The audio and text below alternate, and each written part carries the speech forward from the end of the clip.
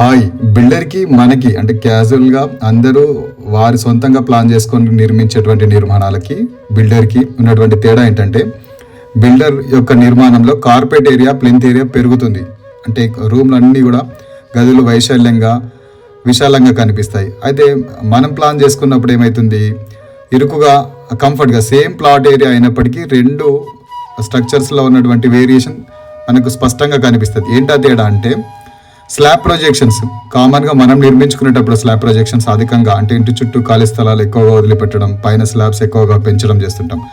అదే బిల్డర్ గారు అయితే ప్లింత్ ఏరియాని కార్పెట్ ఏరియాని ఎక్కువగా కన్స్ట్రక్ట్ చేసుకొని తనకు కావలసినటువంటి అన్ని వసతుల్ని సౌకర్యాల్ని ప్లాన్లో ఎగ్జిక్యూట్ చేసే ప్రయత్నం చేస్తాడు. అందుకనే బిల్డర్ నిర్మించేటువంటి నిర్మాణాలకి ఒక వ్యక్తి తను సొంతంగా నిర్మించేటువంటి నిర్మాణాలకి మధ్య వ్యత్యాసం కనిపిస్తుంది. ఈ నిర్మాణము శ్రీనివాస్ రావు గారు